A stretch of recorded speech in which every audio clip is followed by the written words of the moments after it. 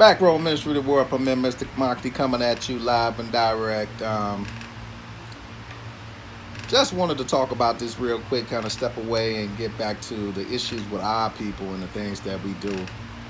And just with listening to some of the comments made by Mase regarding individuals like Puffy Combs. And Puffy Combs is not by himself with the hypocrisy of us as a people.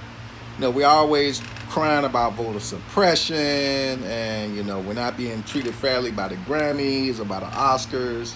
But this is a perfect example of what we've been doing to each other for the past 30, 40 decades, probably longer than that. And the sad part is that you got the hypocrisy running so deep that it's ridiculous to points. So we got Mase finally saying that, hey, this is some of the treatment that some of these young African-American males get from African-American males who have knowledge, who receive knowledge from these various religious groups and members of these groups who have controlled certain entities for long periods of times. And, they claim that they are so holy when they are not walking any path of God, because what God tells you it's okay to lie to a person that doesn't practice my religion. So we get into this thing of treating people, and I think the word is goyim, like the goyim. It's okay to lie to each other. It's okay to rip each other off. After we've already went through this from the 40s and 50s and 60s and 70s, and watching our music being robbed and steal and redid and not getting publishing rights for the music, for young black men to come up and continue to do this to each other. I think Ray Charles put it best when he got the information of, hey, you got to keep control of your publishing. If you wrote it, you need to be on it. You need to get paid for it. Perfect example, the Frankie Lyman situation with Why Do Fools Fall in Love? The two members of the group that actually wrote it, only one was on the publishing, and they sold that publishing over to the record label, and the millions went to the record label. They got nothing out of the deal. And this has been a hustle that's been ran on writers for a long period of time. You're writing the music. Black Rob wrote a lot of songs on Puffy's first album. You think Black Rob got any credit for that? Biggie sold his publishing early on to Puffy. You think, and he got a couple of licks. That's why second album, Biggie had the publishing on the second album. That's what he was talking about if you pay attention to some of the songs when he was dissing Nas and kicking the door, talking about the publishing thing. But this has been the hustle. And it's sad that, Puffy Combs, I don't even watch crap like the Grammys, because I see he gets on here with his preaching of how he's been robbed and dissed and how black people have been mistreated by the Grammys. And you already know what the Grammys is about anyway.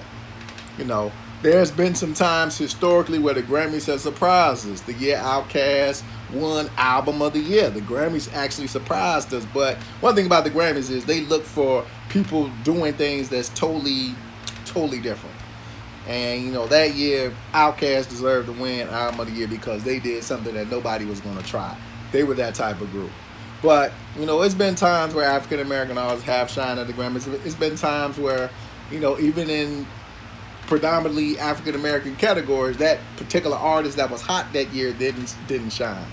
But, to make a statement about the mistreatment of artists by the Grammys and these other entities, music entities, as they award us, and us treat each other like that, is the hypocrisy. And that's why I say Puffy Combs is a true life piece of shit. He will always be a true life piece of shit to me. I felt that he set up that boy Biggie to be assassinated, to be murdered. I feel it's always been about him. He's been protected by more powerful sources. Those powerful sources run the White House today. And you see the depth and darkness inside of one of the major societies. But this is what we do to each other. And like I say, when the time of war comes, we have to behead some of these individuals. Some of these individuals must be removed because they are the problem. They are not on our side. Everything they do is for their own agenda, their own way of continuing to make it, and everything is hypocrisy. So I'm proud that Mase stood up, but with Mase standing up, do the right thing by these artists. Teach these guys the game. One thing that I listen a lot to Cameron, and what Cameron said is, going to Epic. The young lady kind of sitting Cameron down, teaching him the business, teaching him, hey, this is how your contract should look. So when he got out of his contract, he was able to put his contracts together. Brothers like Ice Cube taking some of those young men when they first get into the business and teaching them how the contract should look, teaching them the ins and outs, the do's and don'ts, kind of teaching them how to structure it when they put it together. But don't just sign these guys knowing that you know the game, you're going to take advantage of the situation. They don't know anything about it. Kind of like Pebbles did to TLC. Pebbles had been getting shitted on for years. LaFace had been getting shitted on for years. And look what they did to TLC and these other artists, Tony Braxton's. They're not educating them about the game. They already know, they're getting pennies on a dollar for what they do. And, they just put them out there and pimp them. So the music industry is one of the worst industries ever created because the hypocrisy is run so deep. We use each other. We just manipulate the situation. We do all this to each other, and then we go crying about how the Grammys is not fair, and how the Oscars is not fair, and this and that, and these and those. And it's a bunch of bullshit. It's a bunch of bullshit. Like I say, as people of color, we're our own worst enemy. We don't need the outside guy. We're quick to sell our soul and quick to do what we have to do for our own gain. So I hope Brother Puffy enjoys this life on earth, because when God gets his hand on his brother, he's going to make his suffering more greater than any man ever. That's my hope for him, because of some of the dirty, rotten, nasty things he's done to individuals for his own profit. But this is the mind state of a lot of our people who get into this music business. They know what they're doing is wrong to these young men. They don't educate them, and it's like this: what's good for the goose is not good for the gander. So basically, I was fucked over, so let me go fuck my own people over. But, voter suppression, we're so oppressed.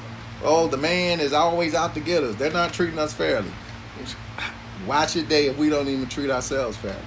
So, like Mase said, if you really, really want to begin the process of each one teach one, then that's what has to be done. Nowadays, that's what's being done. A lot of these brothers are getting out and say, hey, you can do it this way.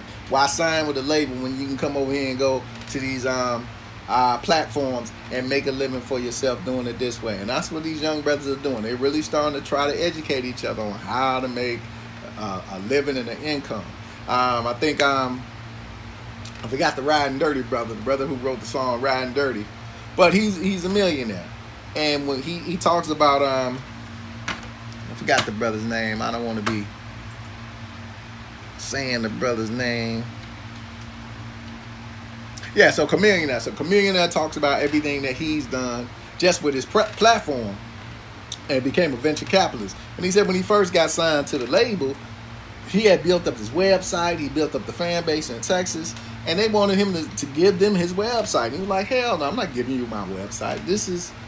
I built this up. I've done everything on this website. It's making money for me.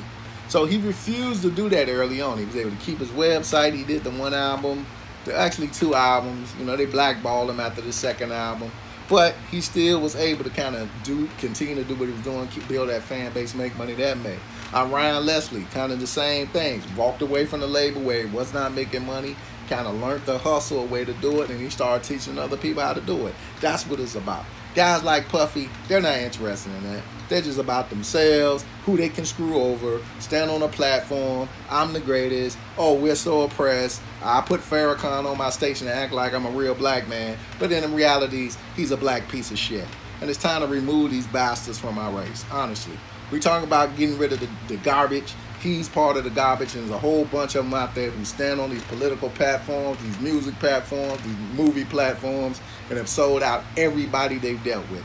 These pieces of shit need to go and need to be removed from our race as we move toward the time of the gods. Get rid of the garbage so we can truly get the blessings. And it's time to get to each one teach one. Mr. Maki, Back Row Ministry.